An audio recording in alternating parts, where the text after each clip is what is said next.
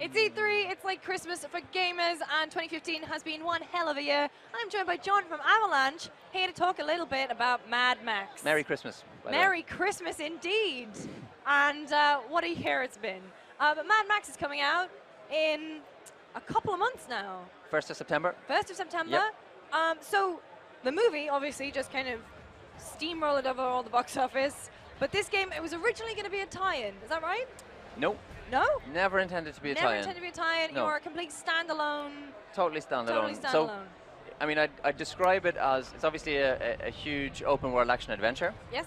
It's set in the post-apocalyptic universe that's made famous by the films. So there are links, and we spent a lot of time making sure that they resonate in the game itself. But it's a unique or original storyline, original characters, apart from Max and his antagonist Scrotus, who's part of that world, and an original world built like from scratch to rival the best open worlds that are out there. So it feels like it's tonally, it's the successor. Like tonally, it's there. It's not necessarily a direct adaptation of any particular Max storyline. Not at all. It's the tone and the feel of the world. Yeah. So it's if you are familiar with Avalanche Studios games, one of the things that we think is important is to promote the world itself to be one of the main characters. Yes. So we spent a lot of time getting inspiration and sources from some of the movies, a lot of the lore of Max, stuff that's written about him, and we obviously want to faithfully represent that in the world, but it's a completely new setting, new story, really cool characters. They're obviously reminiscent of all of they're quirky, they're unique, grotesque sometimes, deformed. Is that a fun way of doing it? I mean, because you're not really under the pressure of creating something that's identical to what we know. You can leave your own mark on it. Yeah, well, we had a lot of freedom to make a game. I mean, we can't make a game, or maybe you could, but it's not the Avalanche style. We really wanted to make something that is, you feel like Mad Max, and then you feel you want to explore a huge open wasteland, and you want to be the author of your own story. We don't want to force a story upon you. Obviously, the overarching arc is always the same for Max. He starts off insane, he gets close to humanity. The closer he gets, the more he brings disaster upon the people he's close to, and then he kind of whiplashes back to teetering on the brink of insanity again. So that's his arc, but the story... Not a very heavy topic at all. No. So let's talk a little bit about the wasteland. So you've got this huge open space. How have you managed to sort of fill that and keep it interesting, things to engage the player? Yep. So from the first moment, it will look like a desolate and sort of huge open expanse. But we started off, when we envisaged the world, we started off by building a real city. Yeah. So we have an oil refinery, which is Gastown. It has pipes leading to oil rigs that are in the sea bottom. The sea actually has a volcano as well. There's a industrial area that services the oil refinery, an airport close by, a financial district, bridges, and then we threw the apocalypse at the world. So a lot of it's covered up. Yep. The seabed is dried out. So initially, it will look like, you know, a sort of desolate expanse. Yeah. But if you take the time to invest in exploration and you look for the clues about how was this world built and how did it function, and you know, you'll find things like sewers and subway stations and maybe even churches and diners and all that sort of stuff. So you can piece together how the world worked and what it would have looked like before the apocalypse. It's kind of nice that you've done it that way, because it's not in a way where it's completely spelled out for you. There's a nice, there's a hint of mystery to it. Absolutely. We want to reward you for exploring, of course. Of course. So how do you keep the player kind of engaged? And so, I mean, it is a big open world, it's just dying to be explored, but how do you sort of steer them back onto the main story? Yep, well, we're not too aggressive about steering people. There are a couple of times where you'll want to hopefully re-engage with the main characters. Nudge. Yeah, exactly.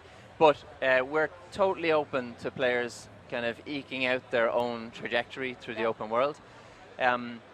we have, the world is filled with both sort of main storyline related content and also tons of activities and encounters, random encounters. You can work the world, you can build up alliances with some of the, the people who are not affiliated with Scrotus. Scrotus is your arch enemy. You can build up alliances with those, and you can spend time just working and helping their stronghold. People get healthy, they start making car parts for you or building a water source so that you have food and water. So there's a lot to do apart from just, you know, seeing how Max's relationship with the main story characters evolves. So let's talk about the main story. Yep. So Max is on the quest to build his magnum opus. Exactly. The car of dreams, the car to end all cars. How is he going to go about doing that in the wasteland? He probably would have been fine just taking his interceptor and like getting out of Dodge, but he had a tussle with Scrotus and his war boys at the start of the game. So he's been stripped of his interceptor, stripped of his clothes, left for dead, and that's where you start the game as Max. And you basically have to, your journey is to look for a body. Luckily you meet a companion, the unfortunately named Chumbucket, who is a wasteland blackfinger, a mechanical fanatic. And vehicles and motors and mechanic life, it's almost a religion to him. Yeah. So he helps you as the player, or Max, look for the basis of the vehicle that you're going to drive, and then you spend time turning it into a vehicle where Max feels, okay, now finally I have something that is powerful and sturdy enough that I can survive getting out of this area, and ultimately he wants some peace of mind. So the key thing that Max insists on having is a V8 engine rather than a V6, because he thinks he needs to be able to outrun any sort of terror that he encounters in the wasteland. Yeah. So how does he go about customizing his car? Because I mean, obviously the wasteland's going to be filled with car parts, either obtained legally or illicitly. Yep. How does he go about adding them to the magnum opus? Well, one of the basic mechanics is that he goes around and looks for scrap, and he enlists the help of some of these stronghold leaders. Yeah. So they are not willing just to give him charity, so he has to do things in return for them helping him further his car. But there are some project parts in the wasteland in some of Scrotus's camps. He can infiltrate camps, and he can find more valuable pieces. There are also, he can take down some of Scrotus's convoys, either from a distance, sniping, or tackle them head on if he feels he's got a powerful... With the shotgun, surely. Yeah, exactly. Shotgun is always there in the magnum opus, and there's a bunch of other weapons that you can use. The trademark Avalanche harpoon, yes, which you'll see in the footage as well. I was going to say that was very well timed, because this is some of the vehicular combat, which you guys have been shouting about, and it looks great. How does it work? Oh, here we go. It's kind of got like a bullet time. Yeah. So there are moments when we want to help you aim with some of the weapons. The harpoon is a powerful, versatile weapon. It can attach. It can rip armor off. It can pull drivers out through the windscreen. It can pull off wheels like you see there.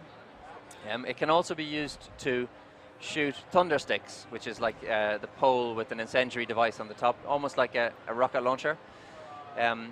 This car also has something called side burners, which are two flamethrowers attached to either side. Of course. So there's a bunch of different weaponry. You see, I think you can see Chumbucket hiding in the back there. He's hiding now because there's a boarder trying to attack Max. Hopefully Max will be able to shake off the boarder. Oh yeah, there you go.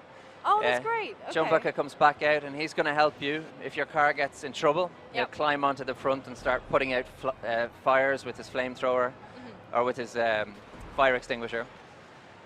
So, and all of that happens in the heat of battle. Yeah. You saw some sparks there as Max has upgraded his car to include rims that can shred enemy chassis. And then you saw him using his shotgun and targeting a fuel tank that was on the back of an enemy vehicle to blow him up. So how do you? So when your car is badly damaged, do you just take it to a garage and Chumbucket will fix it up? Just stop the car. Just stop the car. And Chum will climb on the roof, climb out to the front of the car, and start putting out fires and tinkering with his toolbox.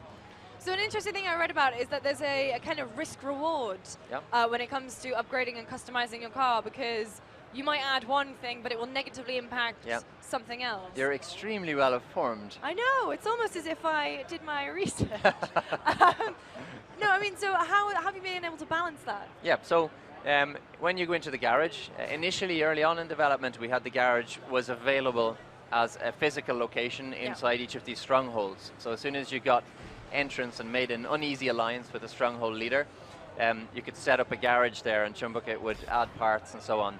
But just to enable gamers to experiment and try out different tactics, we've actually moved that to the menu system now. So from anywhere inside GamePlay, you can bring up the garage menu, tinker with your car, try out different tactics, and you will see. So for example, let's say you put a massive ramming grill on the front of your car. Yeah. There are some statistics that you will see that will give you an indication on how it's going to affect handling and acceleration and traction and all that sort of stuff. So if your car is too heavy, you simply won't get any traction, and you'll have to find tires or an engine that will match well with that ramming grill that you've just installed. Yeah. So it's not about maxing everything out. It's about finding something that suits your style of play. You may want to build a tank that can just ram through everything, but that will have weaknesses when it comes to rocky terrain and being nimble and trying to, you know, you don't want to be a beached whale when you're getting attacked by a bunch of enemies. Stuck on a cliff or something. So when it comes to infiltrating fortresses, are there different ways you can go about doing that? Can you stealth in, or is it, you know, shotgun first, questions later? Yeah, there are. We definitely want to encourage the player to scout out locations. A lot of Scrotus's camps have pretty heavy perimeter defenses. Things like thunderstick launchers on towers. They have snipers. Some of them have back entrances. One feature I really like is the fact that if you pull the driver out of a car that belongs to Scrotus, get in that car the old and Trojan approach horse. the camp. It's much easier for you to gain entrance. There are civilians out in the wasteland that if you approach them right, you can get information about maybe there's a side entrance or a particular weakness that a camp or a top dog in that camp might have. So lots of different ways to work the wasteland. It's great. I mean, and how big? I mean, it's the awful question: is how big is the wasteland? If you can give us a comparison to something like Skyrim, seems to be the standard. Okay, I don't know how big Skyrim is. Big. But I can say, true to any Avalanche game, Avalanche Studios game, the world is massive. Our engine supports an infinite world essentially. We have. You can basically choose a direction and just keep driving. Yeah. In our game, it gets more and more treacherous the further outside the sort of the main area of mission content you get. But it's big enough that whatever you see, you can go towards and interact with, and that's part of the game. Yeah. But it's also a sweet spot of ensuring that you have enough content to keep you engaged. Yes. There is a touch of mystery. We want to, so for example, another feature that we have in the game is picture relics, or relics from the old world. Some of them are photos, some of them are notes from people they're probably done just before the apocalypse. They're the remnants of the apocalypse. And again, if you explore, you'll find lots of, you know, treasure troves and hidden locations and interesting things about how the world's demise came to pass. So you're anticipating a big, long Wikipedia full of all these secrets then? That would be great. If some Mad Max game fan wants to put that together, that would be awesome. So can you tell us when the game's out and when and which platforms we can play it on? I can. Start of September 1st to September 4th, depending on the region. And it's out on PS4, Xbox One, and PC.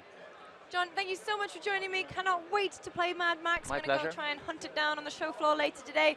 Make sure you stay tuned here at the GameSpot stage at E3. We've got so much more great stuff coming right up.